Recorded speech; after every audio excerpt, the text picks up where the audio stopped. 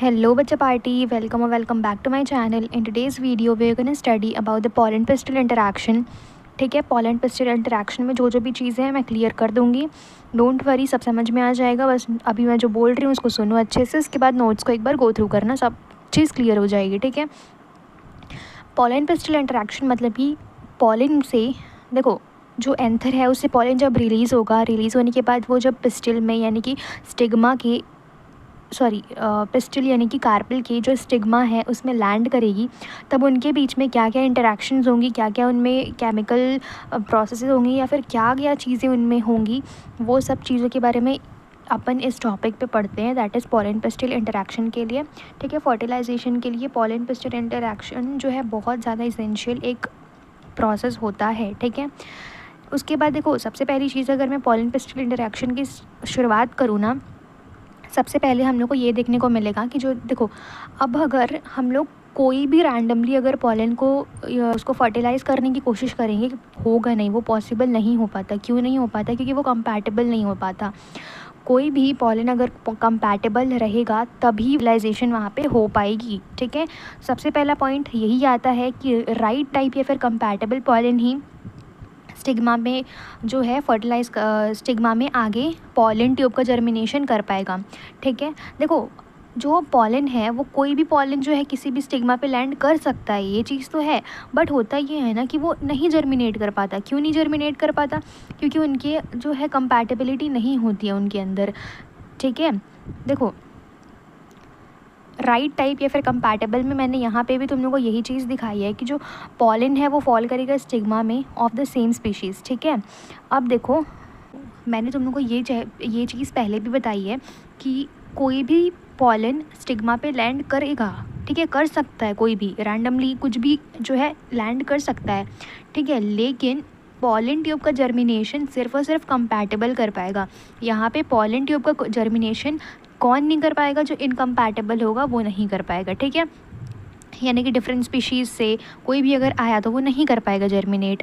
And तुम लोग ये चीज़ भी देखो कि जो सेम जो पॉलन होते हैं ना of the same species, if there is self incompatibility, तो उस टाइम पे भी वहाँ पे पॉलन जर्मिनेशन नहीं होगा. ठीक है, मैंने तुमको जब पढ़ा रही थी आउट ब्रीडिंग डिवाइसेस, मैंने तुमको एक चीज़ बताई थी कि जो पॉलन है, अगर देखो मैंने उस टाइम पे सेल्फ इनकम्पैटिबिलिटी में ये चीज़ बताई थी कि अगर सेम फ्लावर है एंड उसका जो पॉलन है वो रिलीज़ होके सेम स्टिग्मा पे लैंड कर रहा है, बट उसमें पॉलन का जर्मिनेशन नहीं हो पा रहा है, तो वो क्या कर रहा है? वो सेल्फ इनकम्पैटिबिलिटी शो कर रहा है. तो इस कंडीशन में भी जो है पॉलन का जर्मिनेशन नहीं होगा. ठीक है, एंड उसके बाद एक और चीज़ है कि जो पॉलन जो होता है वो गारंटी नहीं करता whether the right type of pollen और wrong type of pollen falls on the stigma, जो कि मैंने तुम लोग को अभी क्लियर किया था. एंड देखो ये जो पॉलन पिस्टिल इंटरेक्शन होता है ये केमिकल मीडिएटेड प्रोसेस होता है, क्योंकि इसमें केमिकल रिएक्शंस इन्वॉल्व होती हैं.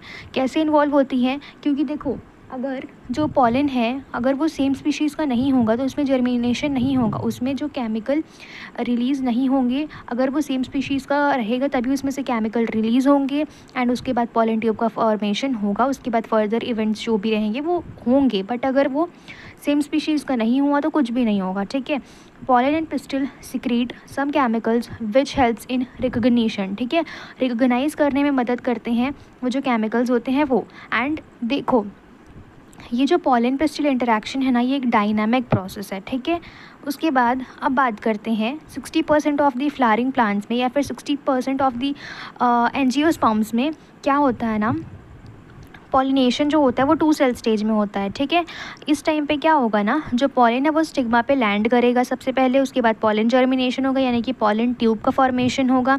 उसके बाद जो पॉलन ट्यूब है वो अराइज करेगी फ्रॉम पॉलन ऑन स्टिग्मा. ठीक है, उसके बाद पॉलन ट्यूब जो है एंटर करेगी स्टाइल में. उसके बाद जो पॉलन ट्यूब है वो ओवरी में एंटर करेगी. देखो जब पॉलन ट्यूब का है ना, पॉलन ट्यूब जब बनने लगेगा उसके बाद क्या होगा, वो एंटर करेगा, नीचे आता जाएगा. ठीक है, मैं तुम लोग को डायग्राम के फॉर्म से बताती हूँ. मान लो ये वाला हमने बनाया कि पिस्टिल है ये. ठीक है, ये वाली इसकी स्टिग्मा है, ये वाला स्टाइल है, ये वाला ओवरी है. ठीक है, तो देखो यहाँ पे क्या होगा ना, इस पर पॉलन जो है एंड वो करेगा, लैंड करेगा। इसके बाद ये जो स्टिग्मा है ये कुछ केमिकल रिलीज़ करेगा और ये जो पॉलन है ये कुछ केमिकल रिलीज़ करेगा। तो ये जो है ना केमिकल रिलीज़ करते हैं, उसके बाद ही इनमें पॉलन से एक ट्यूब अराइज होती है जो कि एंटर करती है हमारे नहीं, इस पर्टिकुलर पिस्टल के ये जो ओवरी वाले पार्ट है इसमें एंटर करती है। तो ओवरी में ही ओव्यूल प्रेजेंट है, तुमको ये चीज़ पता है। तो ये जो ओवरी है ना, इस ओवरी में ओव्यूल को एंटर ये कौन कौन से पोजीशन से कर सकती है। तो मान लो ये हमारा ओव्यूल है, ठीक है, ये वाला इतना रीजन तुम्हारा ओव्यूल है। तो होगा ये कि ये किस किस से एंटर करेगी, ये माइक्रोपाइल से एंटर कर सकती है, यानी कि इस वाले रीजन से कर सकती है, चैलेजल एंड से कर सकती है यानी कि ये वाले एंड से कर सकती है, और ये इंटीग्यूमेंट से भी एंटर कर सकती है, ठीक है। ये वाला जो एरिया होता है ना, ये तुमने पढ़ा हुआ है, अभी मैंने तुमको लास्ट क्लास में पढ़ाया था कि इंटीग्यूमेंट क्या होते हैं। तो ये वाले जो है इस रीजन से भी एंटर कर सकती है, यानी कि इंटीग्यूमेंट से भी वो एंटर कर सकती है किसमें, ओव्यूल में। बट अगर उसको किस में एंटर करना है, उसको अगर एम्ब्रियो सैक में एंटर करना है तो वो कौन से रीजन से करेगी, वो सिर्फ और सिर्फ माइक्रोपाइल रीजन से कर सकती है। ये क्वेश्चन में फ्रेम होता है, बहुत ज़्यादा इंपॉर्टेंट है, इसीलिए इसको तुम लोगों को बहुत ज़्यादा इंपॉर्टेंस देनी है, कभी नहीं भूलना है ये चीज़, ठीक है। उसके बाद देख लो कि जब पॉलन ट्यूब फॉर्मेशन होता है ना, देखो सबसे पहले लैंड करेगा स्टिग्मा पे, उसके बाद स्टाइल में जब वो अपना पॉलन ट्यूब का फॉर्मेशन करेगा पॉलन, तो क्या होगा ना, जनरेटिव सेल डिवाइड करता है 2 मेल गैमेट में, ठीक है। वो करता है डिवाइड ताकि 2 जो है तुम्हारे क्या बन जाए, मेल गैमेट बन जाए, ठीक है। यहाँ पे मैंने कुछ डायग्रामेटिक सेक्शन बनाया है, तुम लोग एक बार इसको देख लेना, बहुत इजी है, तुम लोग को सब समझ में आ जाएगा, ठीक है। उसके बाद देख लेते हैं pathway of the pollen tube. Pollen tube का जो है पाथवे कैसा रहता है, सबसे पहले ये तुम लोग देख सकते हो कि ये वाला जो पार्ट था ये स्टिग्मा था, ये वाला स्टाइल है, ये वाला ओवरी है।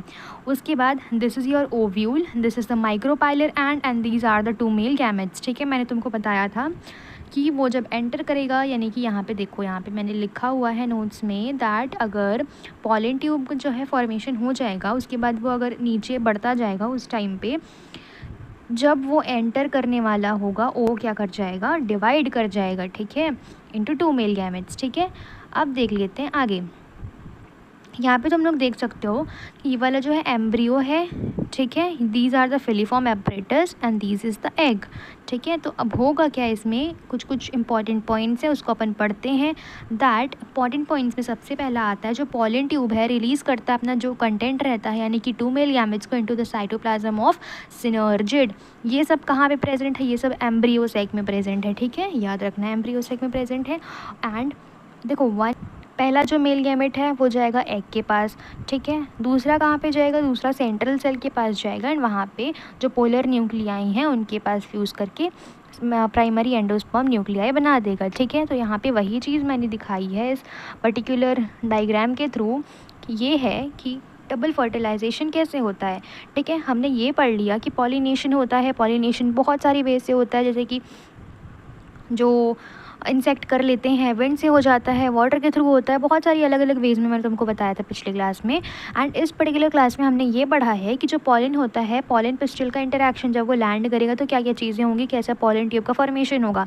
एंड तुम लोग को अब जब पता है कि वो पहुँच गया है एम्ब्रियो सैक में, यानी कि उसका फ्यूजन हो गया न्यूक्लियाई के साथ, न्यूक्लियाई के साथ जब फ्यूजन हो गया है तो इसमें पर्टिकुलर अब फर्टिलाइजेशन हो कैसे रहा है ये अपन देखेंगे। तो इसमें डबल फर्टिलाइजेशन होता है। डबल फर्टिलाइजेशन का मतलब होता है कि देखो मैं तुम लोग को आगे बताती हूँ ताकि तुम लोग को आगे अच्छे समझ में आएगा, अभी ज़्यादा नहीं समझ में आ पाएगा, ठीक है। देखो इसमें क्या होता है ना, डबल फर्टिलाइजेशन जो होता है वो सिर्फ और सिर्फ फ्लावरिंग प्लांट्स में होता है, यानी कि एंजियोस्पर्म में होता है, यानी कि डाइकोट एंड मोनोकॉट में होता है, तुम लोग बोल सकते हो सिंपल वर्ड्स में, ठीक है। सबसे पहले क्या होगा ना, यहाँ पे एक जो है मेल गैमेट रहेगा एंड एक फीमेल गैमेट रहेगा, ठीक है। अब इनका फर्टिलाइजेशन होगा, मेल और फीमेल का ही फर्टिलाइजेशन जब होता है तो फर्टिलाइजेशन होता है भाई, है ना, तुम लोगों को ये चीज़ तो पता ही होगी। तो इनका जो है जब फ्यूजन होगा तो वो सिनगैमी कहलाएगा, ठीक है। एंड तुम लोग ये देखो, सुनो मेरी बात, देखो हम लोग को ये पता है कि जो एम्ब्रियो सैक है उसमें 2 चीज़ें प्रेजेंट है, 2 नहीं बहुत सारी चीज़ें प्रेजेंट है, लेकिन मैं जो बता रही हूँ वो सुनो अभी चुपचाप, ठीक है। देखो इसमें क्या प्रेजेंट है, एक होता है, एक साइड होता है एंटीपोडल सेल्स जिसमें कि 3 अपने अलग अलग सेल प्रेजेंट होते हैं, ठीक है। अब एक साइड में क्या होता है ना, दो सिनोजिड प्रेजेंट होता है, एक एग सेल प्रेजेंट होता है, और बीच में क्या प्रेजेंट होता है, बीच में सेंट्रल सेल प्रेजेंट होता है, ये तो तुम लोग को पता ही अच्छे से। तो देखो जब जो सेंट्रल सेल प्रेजेंट है ना, जो बीच में जो न्यूक्लियाई प्रेजेंट है ना, उसमें क्या होगा, जब उनके अंदर फ्यूजन होगा ना, तो वो क्या कहलाता है वो आगे बताऊंगी ठीक है। अभी पहले ये सुनो कि जब एग के साथ फ्यूजन होता है तो वो वाला जो होता है ना, वो सिनगैमी कहलाता है। जो एग होती है वो फीमेल होती है कि नहीं। तो जब एग का और मेल गैमेट का फ्यूजन होगा तो वहाँ पे सिनगैमी कहलाएगा। उसके बाद there will be the formation of zygote. And देखो जब उसमें जाइगोट का फॉर्मेशन हो जाएगा, उसके बाद उसमें जो जाइगोट है वो डेवलप करेगी एंड एम्ब्रियो में उसका फॉर्मेशन हो जाएगा, ठीक है। अब देखो नेक्स्ट चीज़ ये है कि अब भी मैंने तुमको बताया कि जो पोलर न्यूक्लियाई होते हैं उनके साथ अगर मेल गैमेट का फ्यूजन होता है तो वो लोग कन्वर्ट होंगे प्राइमरी एंडोस्पर्म न्यूक्लियस में, ठीक है। मैंने तुमको पिछली वाली क्लास में इसके बारे में थोड़ा सा रेफरेंस दिया था। अभी मैंने तुमको ये बताया था कि जब उनका फ्यूजन होता है, किसका किसका फ्यूजन होता है, जब फ्यूजन होता है एग सेल का along with the male gamete, तो वहाँ पे सिनगैमी होती है, ठीक है। अब यहाँ पे क्या होगा ना, जब मेल गैमेट का फ्यूजन, अब देखो दो मेल गैमेट आएंगे, तो एक मेल गैमेट का फ्यूजन हो गया एग के साथ, एक का फ्यूजन होगा किसके साथ, जो पोलर न्यूक्लियाई रहेंगे उनके साथ फ्यूजन होगा। एंड जब इनके साथ फ्यूजन होगा तो क्या यहाँ पे क्या होगा, यहाँ पे होगा प्राइमरी एंडोस्पर्म न्यूक्लियस का फॉर्मेशन, जो कि 3N उसकी होगी प्लॉइडी, ठीक है। एंड उस पर फिर पोस्ट फर्टिलाइजेशन इवेंट्स होंगे। एंड यही जो प्राइमरी एंडोस्पर्म न्यूक्लियस है या फिर बोल सकते हो एंडोस्पर्म है, that provides nutrition to the developing embryo. ये तुम्हारे क्वेश्चन में ज़रूर फ्रेम होगा, तो लिख के ले लो दैट जो एम्ब्रियो है उसको कौन सा चीज़ है या कौन सा ऐसा चीज़ है जो न्यूट्रिशन प्रोवाइड करता है। तो तुम लोग को लिखना है कि जो एंडोस्पर्म होता है वो प्रोवाइड करता है nutrition to the developing embryo, ठीक है। याद रखना कौन सी किसकी प्लॉइडी है, ठीक है, सब चीज़ इंपॉर्टेंट है। उसके बाद देखो आर्टिफिशियल हाइब्रिडाइजेशन में क्या होगा ना, आर्टिफिशियल हाइब्रिडाइजेशन में होगा ये, सबसे पहले हम लोग अगर बाइसेक्सुअल फ्लावर को लेंगे, bisexual flower in the sense कि जिसमें मेल भी प्रेजेंट है जिसमें फीमेल भी प्रेजेंट है, तो जब उसमें से अपन लोग क्या करेंगे, स्टेमेन यानी कि एंथर को स्पेसिफिकली अगर रिमूव कर देंगे इन अ यंग स्टेज, फ्लावर के बर्ड स्टेज में, या फिर बोल सकते हो कि जब फ्लावर पूरा पूरा क्लोज रहेगा तो उस स्टेज में अगर हम लोग उसके एंथर को रिमूव कर देंगे, यानी कि जो मेल पार्ट है उसको रिमूव कर देंगे, तो उसमें उस प्रोसेस को अपन इमैस्क्यूलेशन बोलेंगे। एंड उसके बाद क्या होगा, जो फीमेल पेरेंट है ये, अब देखो फीमेल पेरेंट ही बन जाएगी अल्टीमेटली, तुम लोग बोल सकते हो कि क्योंकि इसमें तो मेल को अपन हटा दिए, तो ये फीमेल पेरेंट ही बन गई। तो जो फीमेल पेरेंट है उसमें सिर्फ और सिर्फ पिस्टिल प्रेजेंट है, ठीक है। And that is not actually receptive right now, ठीक है। जब यंग स्टेज में रहेगा तो अगर मेल का जो है अगर फुली डेवलप नहीं हुआ है, बर्थ स्टेज में रिमूव कर रहे हैं, दैट मीन्स जो फीमेल है उसका भी डेवलपमेंट नहीं हुआ है। तो जब उसका डेवलपमेंट नहीं हुआ रहेगा तो उस स्टेज में फिर जब हम लोग एंथर को निकालेंगे उसी टाइम पे क्या करेंगे, कवर अप कर देंगे स्टिग्मा को, दैट मीन्स कि बैगिंग कर देंगे by the butter paper to prevent the contamination from unwanted pollen, ठीक है। अनवेंटेड पॉलन के साथ वो फर्टिलाइज ना करे उस चीज़ के लिए हम लोग क्या कर देंगे, बैगिंग कर देंगे, ठीक है, ताकि कोई भी पॉलन उस पर ना हो एंड उसमें फर्टिलाइजेशन फर्दर ना हो, ठीक है। एंड उसके बाद क्या होगा, once the stigma will become receptive, यानी कि जब उसमें मैच्योरिटी आ जाएगी तो there will be the removal of butter paper को अपन लोग रिमूव कर देंगे जब उसमें मैच्योरिटी आ जाएगी। उसके बाद डस्टिंग होगा पॉलन का, जो कि हम लोग का डिज़ायर्ड रहेगा पॉलन, उसको अपन लोग स्टिग्मा पे जो है डस्ट करेंगे। उसके बाद फिर से उसको बैगिंग कर देंगे, ताकि रीबैगिंग कर देंगे, actually this step is called rebagging, ताकि उसमें जो हम लोग पॉलन डस्ट किए हैं वही पॉलन का जर्मिनेशन हो, पॉलन ट्यूब जर्मिनेट करेगा, उसके बाद उनमें फर्टिलाइजेशन होगा। तो हम लोग जो डिज़ायर्ड चाह रहे हैं सिर्फ और सिर्फ वही हो, इस चीज़ के लिए हम लोग रीबैगिंग कर देते हैं। टोटल इसमें 5 स्टेप रहेंगे, emasculation, bagging, removal of the butter paper, ठीक है, उसके बाद dusting of desired pollen grain on the stigma, and उसके बाद फिर से रीबैगिंग का स्टेप आ जाएगा। एंड उसके बाद तुम लोग ये देख सकते हो कि इमैस्क्यूलेशन जो होता है ना, ये यूनिसेक्सुअल फ्लावर में नहीं रिक्वायर्ड होता। क्यों? क्योंकि भाई अगर यूनिसेक्सुअल फ्लावर है तो उसमें सिर्फ और सिर्फ फीमेल प्रेजेंट है। Unisexual flower in the sense कि मैं फीमेल की फ्लावर की बात कर रही हूँ ना पर्टिकुलरली, तो उसमें क्या होगा, उसमें इमैस्क्यूलेशन नहीं चाहिए होगा। क्यों नहीं चाहिए होगा? क्योंकि इसमें अगर मेल प्रेजेंट ही नहीं है तो इमैस्क्यूलेशन तुम लोग करोगे किसका? इमैस्क्यूलेशन का मतलब यही होता है ना कि रिमूवल ऑफ द एंथर, तो एंथर तो है ही नहीं, तो तुम लोग निकालोगे क्या? इसीलिए यहाँ पे नहीं रिक्वायर्ड होता है, ठीक है। उसके बाद process helps in control pollination and prevents the unwanted cross pollination, ठीक है। ये जो आर्टिफिशियल हाइब्रिडाइजेशन होता है ना, ये एक्चुअली क्या करता है, प्रमोट करता है कंट्रोल्ड पॉलिनेशन को एंड प्रिवेंट करता है अनवांटेड क्रॉस पॉलिनेशन को। यानी कि हम लोग इसमें अपना डिजायर्ड पॉलन ही तो दे रहे हैं, तो अगर हम लोग डिजायर्ड पॉलन को दे रहे हैं तो हम लोग उसमें अपने हिसाब से पॉलिनेट करवाना चाह रहे हैं, यानी कि अपने आप से फर्टिलाइज करवाना चाह रहे हैं। तो यूटीमेटली यहाँ पे कंट्रोल्ड पॉलिनेशन का एक फैक्टर हमको दिखता है, ठीक है। देखो, इन विट्रो पॉलन जर्मिनेशन एक टॉपिक है, तुम लोग इसको नोट से पढ़ सकते हो, उतना इंपॉर्टेंट नहीं है, इसीलिए मैं इस पर उतना ज़्यादा फोकस नहीं कर रही हूँ। एक बार इसको नोट से गो थ्रू कर सकते हो तुम लोग, ठीक है।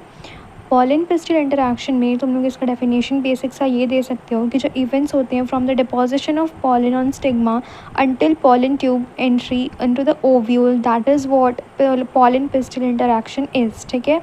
नोट का पॉइंट ये है कि one of the synergid starts degenerating and create a passage for the entry of pollen tube, ठीक है। जो पॉलन ट्यूब होता है जब वो एंटर कर रहा होता है एम्ब्रियो सैक में, तो क्या होगा, वन ऑफ द सिनर्जिड जो है स्टार्ट करेगा डीजनरेट होना एंड क्रिएट कर देगा passage so that pollen tube की एंट्री हो सके, ठीक है। उसके बाद जो 3 एंटीपोडल सेल्स हैं along with the one synergid degenerate होते हैं आफ्टर सम टाइम, ठीक है।